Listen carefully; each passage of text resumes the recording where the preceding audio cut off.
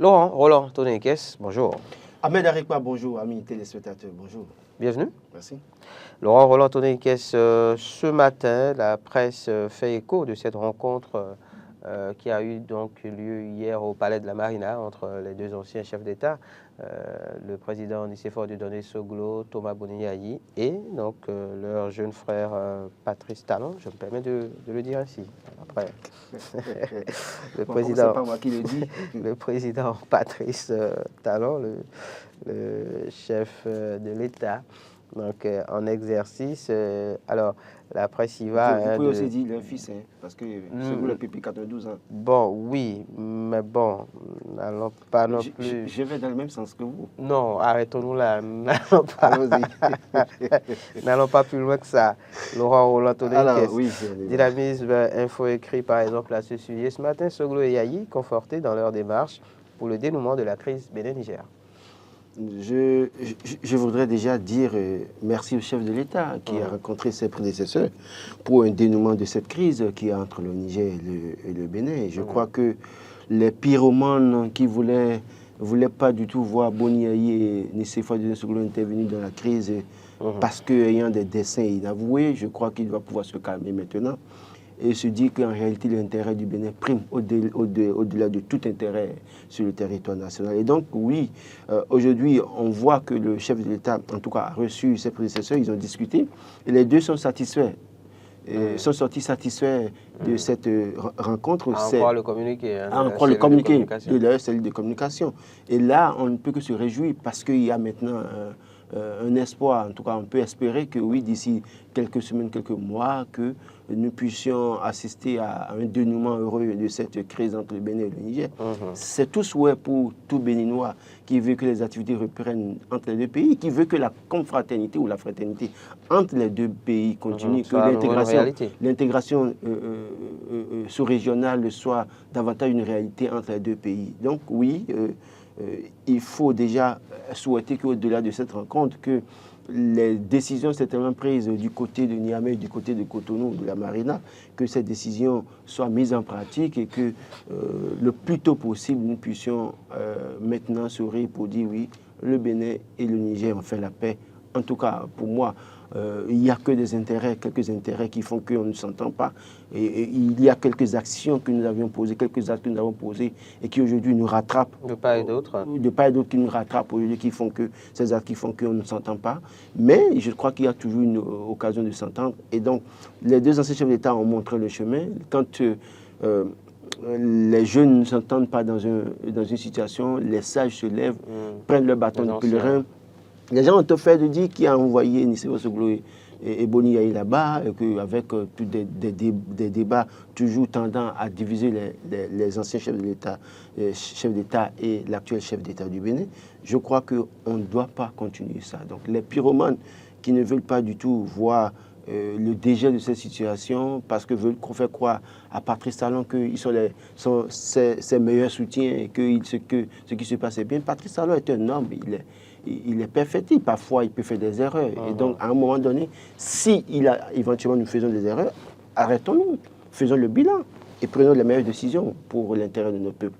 Comme je le dis, cette crise fait mal aux populations. Ce n'est pas Patrice Talon qui souffre, ce n'est pas Tiani qui souffre, et ce n'est pas Nicéphore Soglo ou Boniayi qui souffre.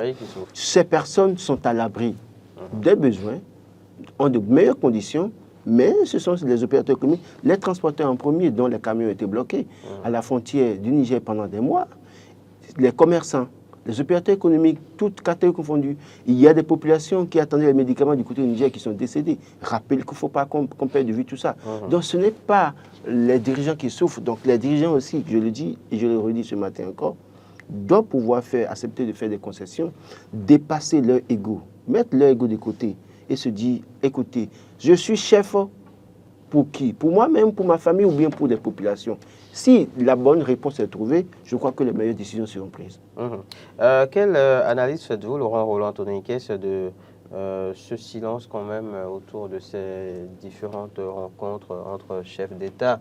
On a eu le cas la semaine écoulée de la rencontre entre les deux anciens chefs d'État béninois donc, et le président de la junte au pouvoir, Tiani. À la sortie, aucune déclaration. Et hier, pareil, avec le chef de l'État béninois, Patrice Talon, aucune déclaration. À quoi est-ce que cela répond selon vous? Je crois que les deux anciens chefs d'État adoptent une position, un comportement de sagesse. Parce que la crise entre le Bénin et le Niger a pris une proportion assez grave. Parce qu'à un moment donné, le Niger ne veut plus entendre...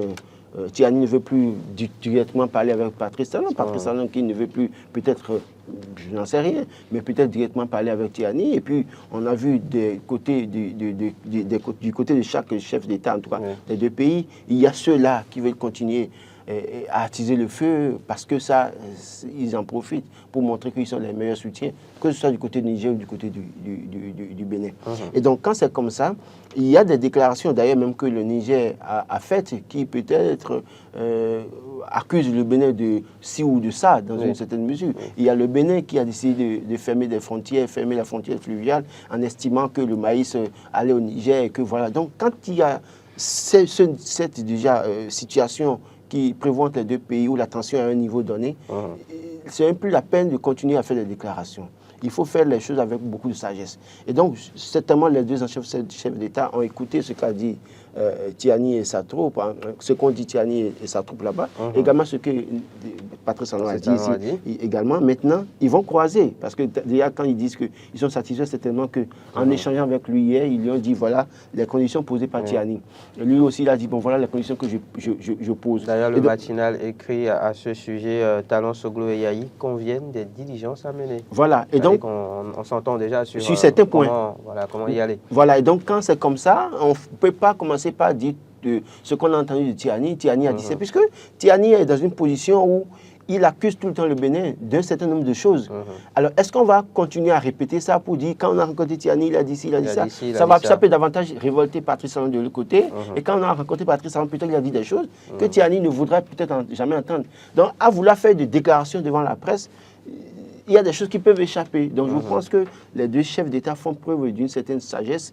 Et quand ils vont finir de croiser les avis des deux côtés, après, ils vont tirer les conclusions. Peut-être qu'il y aura une prochaine phase où on va peut-être pourquoi pas hors du Bénin, rencontrer Tiani et Patrice Talon peut-être au Ghana ou au Togo. Du Bénin et du Niger. Du Bénin et du Niger. Voilà. Et si Tiani ne sortait pas, peut-être qu'il enverrait peut-être son ministre des Affaires étrangères avec le ministre des Affaires du Bénin et puis après, on fera la paix. Donc ça dépend de la manière dont, en tout cas, les deux chefs d'État vont décider. Mais je crois que c'est déjà un bon début. Souhaitons que tout aille pour le mieux et très vite. Parce que, d'ailleurs, quand vous voyez un peu à la une de certains journaux aujourd'hui, on dit qu'il y a une baisse des activités au port de Cotonou. Justement, diminution du volume de transit de 20 à 30% selon le DG Port. C'est le matinal qui en parle. Voilà. Hier matin, on en parlait au plateau pour dire que personne ne pourrait venir contredire ici qu'il y a baisse des activités au port de Cotonou. Et fort heureusement, dans la journée, hier, ils ont confirmé. Donc, pour montrer que le Niger était un élément essentiel dans le trafic au niveau du port de Cotonou. Donc, il va falloir très vite travailler à cela. Quand vous demandez aux opérateurs économiques du Niger, ils ne sont pas totalement heureux d'aller utiliser le port de Lomé. Ce n'est pas pour autant profitable pour eux par rapport au port de Cotonou. Mais c'est la crise qui fait qu'aujourd'hui, ils ne peuvent pas passer par la frontière pour venir au Bénin, pour faire des activités, faire leurs affaires. Donc, aujourd'hui, le plus important, comme je le dis, c'est d'accepter de faire les concessions de part et d'autre pour que les activités reprennent de plus belle entre les deux pays, que les opérateurs économiques aient du plaisir à venir au port de Cotonou comme ils en ont l'habitude, que les échanges continuent entre les deux pays, que les vendeurs d'Orient ou de bétail quittent le Niger aussi facilement de dates, quittent aussi paisiblement le Niger pour venir au Bénin, et que le Bénin aussi facilement envoie du jus d'ananas et bien d'autres produits qui sont d'habitude envoyés au Niger. Je crois que ça va participer à la vitalité de l'économie des deux pays et ça va permettre de restaurer la situation des opérateurs économiques. On en a véritablement besoin. On en a véritablement besoin. Vous avez fait allusion au jus d'ananas, justement, Laurent Roland Tononiquès. Le matinal écrit par rapport à l'ananas ce matin, en tout cas par rapport au rappel de l'ananas béninois en France, l'ex-DG de l'APSA en garde à vue. Je crois que je disais hier, si les qu'il est coupable dans l'affaire, il va subir les rigueurs de la loi. Maintenant, si dans... C'est vrai qu'hier, dans l'analyse, vous disiez aussi que peut-être qu'il était juste une sorte de bouc émissaire. Non, oui, j'ai dit... Parce qu'il fallait peut-être...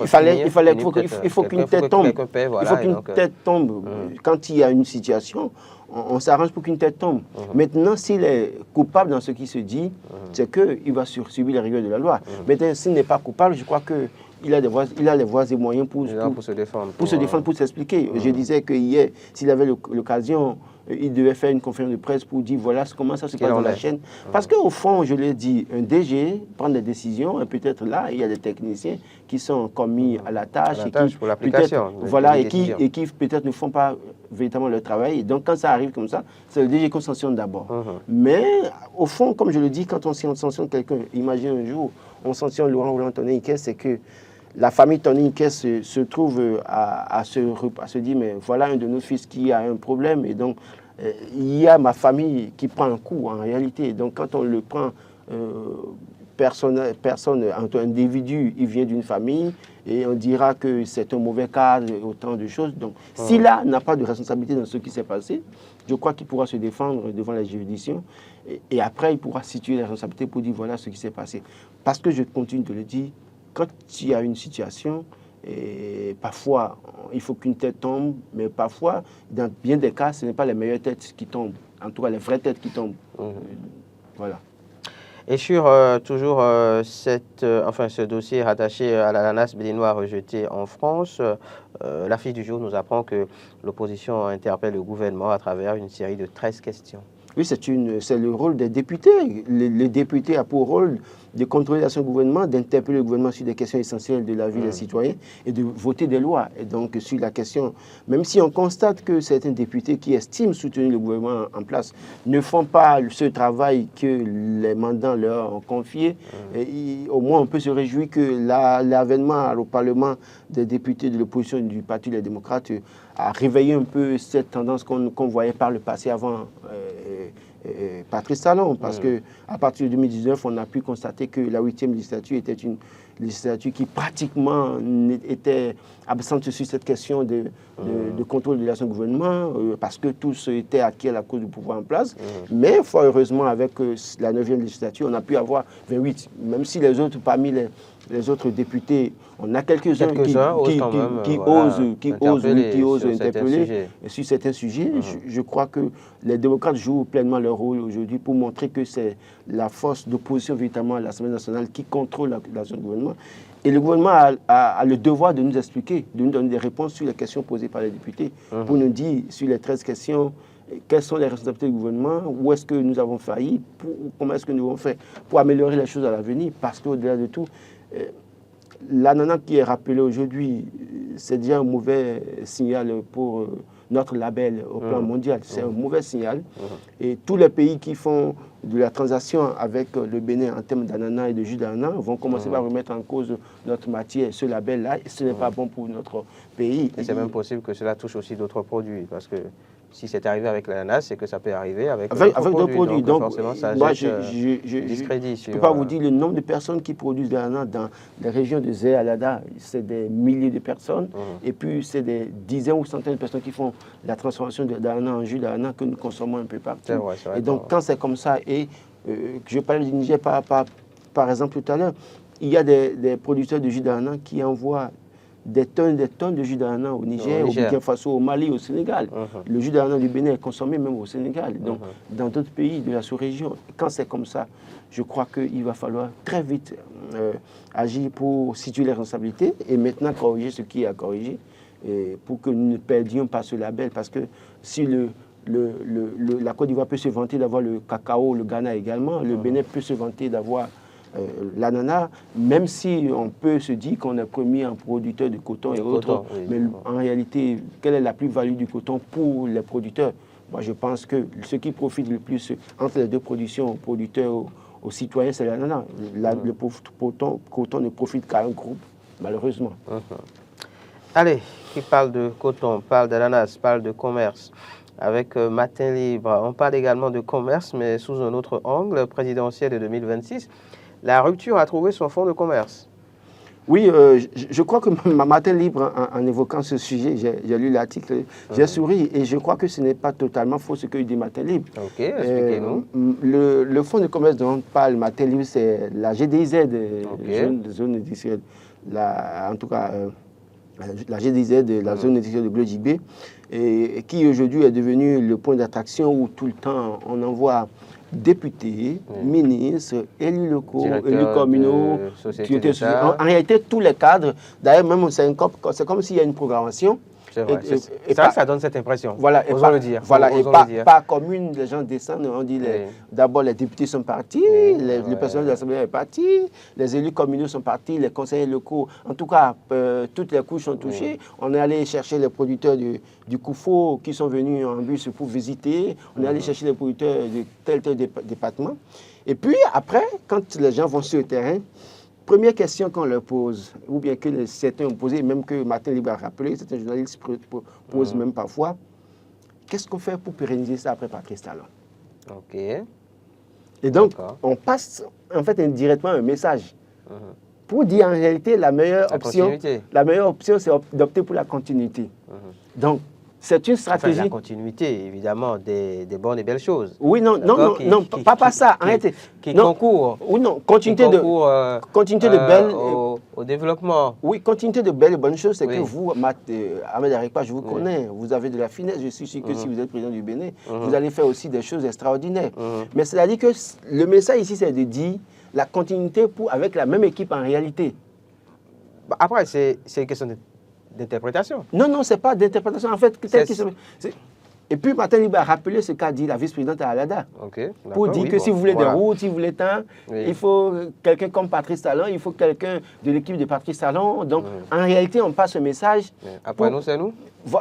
En fait, c'est après nous, c'est nous, mais voilà. C'est peut-être dit avec un peu d'élégance. On le dit subtilement dans les actes, on ne le dit pas ouvertement. Donc, c'est en fait de ça que parle Matin Libre. Et d'ailleurs, quand vous allez faire le constat, c'est que toutes les délégations étrangères qui viennent au Bénin aujourd'hui, la plupart du temps, on les amène là-bas. Oui, c'est un label. Non, en réalité, vous comprenez. C'est l'une des plus grandes fiertés du régime en place. Le problème, quand on amène les gens là-bas, les gens tellement sensent cela qu'en réalité, ceux qui sont un peu dubitatifs par rapport à la continuité ou non du système en place, parfois je dis, mais si ceux-là... Moi, personnellement, je suis allé à la zone de Glodjibé, ça, j'avoue que c'est un travail... Vous avez été hébété? Bon, pas hébété parce que, fort heureusement, j'ai eu la chance de quitter le Bénin au moins à plusieurs reprises. Vous l'avez vu ailleurs? Vu ailleurs. Donc, en réalité, je ne suis pas dans la position de ceux-là qui n'ont jamais vu, peut-être qui pensent que c'est au Bénin que ça existe nulle part au Bénin. Avant que ça ne vienne au Bénin, ça existait au Togo. Mais vous avez au moins apprécié? J'ai apprécié, c'est une bonne chose. D'accord, c'est une bonne chose. Mais moi, je dis une chose, je continue de le dire, j'insiste sur le fait. C'est bien beau de vendre la GDZ. C'est bien beau de vendre. Et je suis d'accord qu'on crée des structures, on crée la GDZ au Bénin, et ça permet de créer de l'emploi à du temps, ça permet de transformer des produits locaux.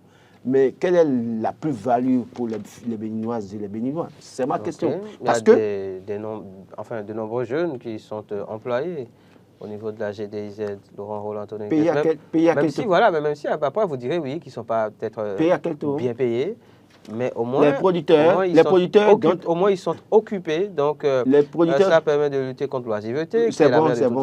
Enfin, les producteurs qui envoient... Et après, oui, il y a quand même un petit truc. Les producteurs qui envoient, donc on a obligé à vendre les matières premières là-bas, ils vendent des matières premières à quel prix? Ça, c'est notre discours. En fait, c'est pour dire, aujourd'hui, le gouvernement trouve mieux de vendre la GDZ, mais je continue de dire, faisons très attention. Dans les discours, on sent clairement que les gens veulent faire du après nous, c'est nous. Même s'ils ont combattu les après nous, c'est nous à l'époque.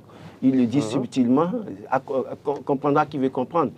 Mais après, je pense que cela fait partie du jeu politique aussi. Ça fait partie du jeu politique. Tout régime en place. Je ne condamne pas. Tout régime en place à travers le monde. Je condamne pas ça. Par le monde a envie qu'il y ait une continuité. J'ai repris ce que Matin Libre a écrit. Mais voilà, oui. Donc, moi, je pense que c'est le peuple qui va viser. Totalement. Expliquer complètement pour que les autres comprennent que cela fait partie du jeu politique. Non, personne n'est contre. Il n'y a pas événement. En la matière, le régime de la rupture ne crée pas l'événement, ne fait rien de nouveau. C'est ce qui a toujours été fait. de par le monde. Des choses qui ont été condamnées par la même personne par rapport à l'autre régime. En fait, je ne veux pas qu'on continue ça. Pardon. Passons à autre chose. Auriez-vous souhaité que l'opposition dise oui, c'est bon que ceux qui sont là continuent? Ça se dira, non, ça ne se dira jamais. Voilà, donc de toute façon, moi, je crois que fondamentalement, on doit pouvoir féliciter le gouvernement pour certaines initiatives, hein, il faut l'avouer.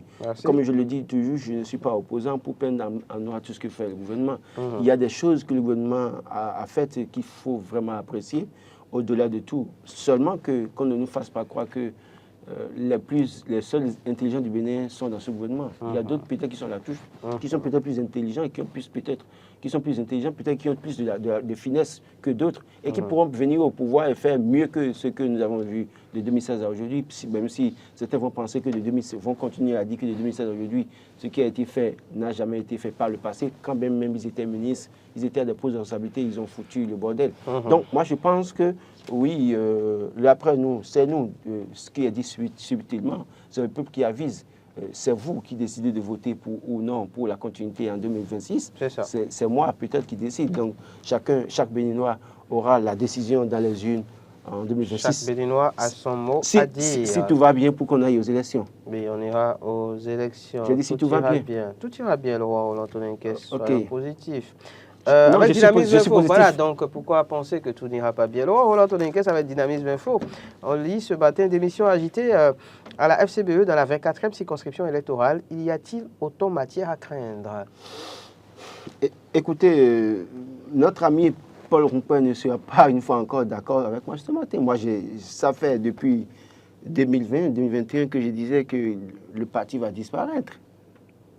Peut-être que j'étais traité d'oiseau de mauvais augure. Mais la réalité est là. Je crois qu'au fur et à mesure qu'on s'approche de 2026, on voit les signaux de la disparition programmée de ce parti politique. Paul Rompin ferait mieux, en tout cas à mon avis, de faire un bilan, de voir s'il doit, parce qu'entre-temps, on lui a proposé de venir à l'Union progressiste du renouveau. Il a décliné. En tout cas, il y a eu des propositions pour qu'il rejoigne la mouvance présidentielle et il a refusé. Donc, c'est à lui de décider. Soit il décide, par honneur pour lui-même, de rejoindre une formation politique de la mouvance présidentielle, ou alors il vire du côté de l'opposition en rejoignant les démocrates. Des démocrates, des gens qui ne me connaissent pas, il les connaît très bien, parce qu'ils ont travaillé ensemble, même si à un moment donné, il a réussi à les éjecter pour devenir patron du parti FCBE. Le mieux pour lui, par honneur, c'est de prendre une décision le plus vite possible, parce qu'à un moment donné, il peut se retrouver être général sans troupe. Et là, la fin n'est pas du tout bonne dans bien des conditions. Moi, je pense qu'à sa place, si j'étais à sa place, il a fini sa mission en réalité. Je crois qu'il avait une mission. Il a fini sa mission en 2020, 2021, en tout cas avant 2020. Il avait une mission, un cahier de charges bien défini. Je crois qu'il a fini sa mission. La meilleure option pour lui... Un cahier de charges que vous maîtrisez, vraisemblablement. C'est ma manière de voir les choses. Parce que c'est que quand on va analyser son parcours de 2019 à aujourd'hui, on voit un peu comment, on voit étape par étape comment les choses sont passées. Je crois qu'il a fini sa mission. C'est le prophète qui parle? Non, pas le prophète. Mais je dis, c'est ma lecture des choses. Il a eu des missions précises 2020, 2021, peut-être pour participer aux élections, pour jouer le rôle de faire valoir. Il a fini sa mission. La meilleure option pour lui, c'est de décider ici et maintenant. Sinon, il se retrouve un jour, il n'aura personne derrière lui. Pourquoi ne pas rejoindre le parti des démocrates? C'est ce que je dis. Soit il rejoint les démocrates, des gens qu'il connaît très bien, ou soit il va dans la mouvance présidentielle. Et tout le monde sait que, bon, finalement, il a pris sa décision. Mais s'il reste là à penser qu'il n'y a rien à craindre, il a vraiment intérêt à comprendre qu'il y a beaucoup de choses à craindre. Bon. En même temps, il n'y a pas qu'au niveau du parti FCBE qu'il y a... Eh bien, non, il y a des problèmes ou des démissions. L'UP, justement, à Porto Novo, c'est...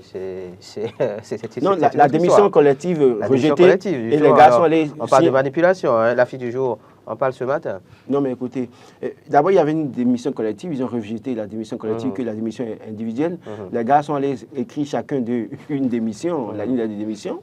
Ils ont reçu les lettres à un moment donné, ils ont arrêté de prendre... J'ai suivi un message audio d'un des tenants de cette affaire de démission.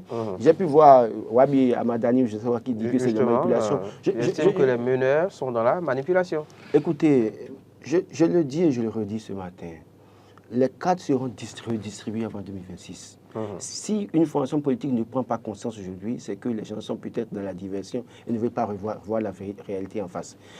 Il se fait que d'ici 2026, il y aura beaucoup de démissions dans certaines formations politiques parce que là, les gens soit vont vouloir se repositionner ou soit par frustration ou mauvaise gestion de certaines formations politiques. Vous avez pu voir Delonis Koglevi, son coup de gueule par rapport à la gestion de son parti, où on aurait remis de l'argent pour la campagne, mais il n'a même pas vu les sous. Il a dit qu'il allait faire des prêts pour faire sa campagne. Donc, il y a tellement de problèmes dans ces formations politiques. Et d'ailleurs, quand vous voyez ces formations politiques, malheureusement, comme je le dis, c'est des groupes de soumis et de disciplinés qui ne veulent pas oser lever le ton parce que, craignant les représailles, certains parmi eux ayant des cadavres dans les placards. La réalité est là. Mais il y a aussi que ceux qui ont des privilèges autour de cette formation politique, qui se disent très proches ou peu ou pour du maître en chef qui est maître suprême des deux formations politiques, des deux grandes formations politiques de la mouvance présidentielle. Et donc ceux-là ont pris en otage une certaine chose. D'autres personnes sont là, comme on le dit en fond, des Gbagbegonou. Et à un moment donné, ces personnes vont vouloir commencer par parler parce qu'ils veulent maintenant se fait entendre. Peut-être ce qui va calmer un peu les choses, c'est peut-être, attendons la nomination des ministres conseillers, ça peut peut-être calmer un peu les choses parce que les ministres conseillers, s'ils ont la possibilité de faire des cabinets, ils peuvent prendre quelques jeunes déçus, frustrés, qui attendent depuis 2016 leur part du gâteau, ils peuvent repositionner ces personnes. Autrement, je ne serais pas surpris. Donc ceux qui ne veulent pas reconnaître... En réalité, quand les gens démissionnent comme ça, asseyez-vous, posez-vous les vraies questions. Et commencez par prévenir d'autres démissions dans d'autres circonscriptions électorales. Je ne vais pas dire, j'ai toujours dit, je le disais qu'au sein de l'UP, le renouveau, il y a des problèmes internes. Ils ne veulent pas reconnaître. C'est quand ça va capoter et que tout sera sur la place publique qu'ils vont comprendre. C'est mieux de s'asseoir maintenant, de faire le bilan et de régler les problèmes en interne. Un petit commentaire sur ce titre, Laurent Roland Toninquès, de la nouvelle génération, Bénin, Assemblée nationale. Éric Rondeté, honorable Éric Rondeté, ardent défenseur des intérêts des Béninois. Oui, malheureusement, sa carrière politique, on a pu voir qu'il est beaucoup plus, le plus souvent du côté de l'opposition pour défendre les intérêts des citoyens. Est-ce que c'est lui-même qui décide ou bien c'est le destin qui le conduit dans cette situation? Parce qu'on parlait de mission tout à l'heure pour l'autre, peut-être est-ce là la sienne de mission? Vous parliez de mission tout à l'heure pour... Fin de mission? Non, enfin, la sienne de mission, disais-je. La sienne de mission, je n'ai pas compris. C'est-à-dire sa mission. Oui, non, c'est ça. Non, oui. Est-ce que c'est sa mission? En fait, quand je parle de l'autre parlant de mission... Mais non, c'est bon, continuons. C'est pas comparé. Non, continuons. Voilà. Ne revenons pas là-dessus. Ne donnez pas des détails non plus. On n'a pas besoin des détails. Deux choses incomparables. Oui, on n'a pas besoin de détails. Continuons. Ne comparez pas deux choses incomparables. D'accord. Éric Rondeté, on a pu voir que sur Boniaï, parce que c'est ce que... En fait, ce titre est inspiré par une situation qui a eu lieu dans un groupe il y a quelques jours, où des jeunes se sont attaqués à lui pour dire qu'il a critiqué Boniaï pendant 10 ans et que le voilà encore dans l'opposition contre travailler avec Boniaï. Ce qu'il a dénoncé sur Boniaï... Travaillant peut-être même sous Boniaï. Oui, ce qu'il avait dénoncé sur Boniaï ne manquait pas de pertinence, qu'on se dise la vérité. Bien sûr. Éric Rondeté n'inventait pas ce qu'il dénonçait. Ça, il y avait vraiment de la pertinence. Voilà. Maintenant, quand il vient et qu'après, il a peut-être... selon certaines indiscrétions, il était peut-être dans le premier noyau de Patrice Talon et que par la suite, peut-être, il n'a pas voulu accompagner Patrice Talon. Il est allé soutenir Lionel Zissou et pour se retrouver maintenant dans l'opposition. Éric Rondeté a la possibilité de faire l'affaire paix avec Patrice Talon et d'être ministre depuis. D'accord? Il peut le faire ouvertement, même si, oui, dans les coulisses, pour autant, ils ne sont pas chiens, ils ne sont pas adversaires politiques. J'en sais quelque chose, ils ne sont pas des ennemis. Mais, curieusement, on le voit encore dénoncer la veuve, défendre la veuve et l'orphelin. Donc, est-ce que quelqu'un comme ça, on va continuer, on va le critiquer pour le critiquer? Non. Il y a de ces personnes aujourd'hui qui ont la possibilité d'encenser Patrice Talon tous les matins et d'aller manger comme ils le veulent. Mais s'ils le font de cette manière, moi je crois que c'est peut-être ce qu'ils ont choisi de faire. Peut-être que c'est le chemin tracé pour eux pour atteindre le sommet, qui sait. C'est ça, peut-être bien. Peut-être.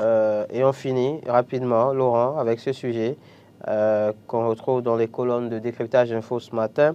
CEDEAO, environ 2,6 milliards de dollars par an pour activer la force antiterroriste. Bon, je crois que des actions sont menées pour lutter contre le terrorisme. Si la CEDEAO envoie ces soutiens-là pour permettre, met en place ce budget-là pour lutter contre le terrorisme, c'est très important. On a appris que oui, la force qui était censée de base, désolé de revenir là-dessus, mais aller attaquer une certaine junte au pouvoir dans un pays voisin, voilà, devrait désormais être converti donc, en force antiterroriste, comme certains d'ailleurs l'ont dit, l'ont souhaité à l'époque. Oui, non, je crois que cette affaire de force qui avait été mise en place pour aller combattre, déloger à tout prix la junte au pouvoir au Niger, appelons Chacha. Bon, enfin, c'est pas pour ne pas remuer le couteau dans la plaie. Non, mais c'est pour ne pas remuer le couteau dans la plaie. Non, pas couteau dans la plaie. C'est pas une manière de des souvenirs en le disant, on a envie d'oublier. En le disant, c'est pour rappeler à ceux qui... Vous avez encore 30 secondes. Oui, c'est pour rappeler à ceux qui avaient 20 secondes. De ne plus faire de telles erreurs. Vous avez encore 10 secondes. Alors, donc, pour dire oui, c'est une bonne chose. Vivement que les moyens soient donnés à nos forces de sécurité et de défense, les défenses de sécurité, pardon, pour combattre le djihadisme. N'attendez pas la France. C'est ça. La France met les moyens, mais il y a peut-être derrière des intérêts. Là où elle a ses intérêts, évidemment, et c'est tout à fait normal. Oui. Merci à vous, Laurent Roland-Anthony.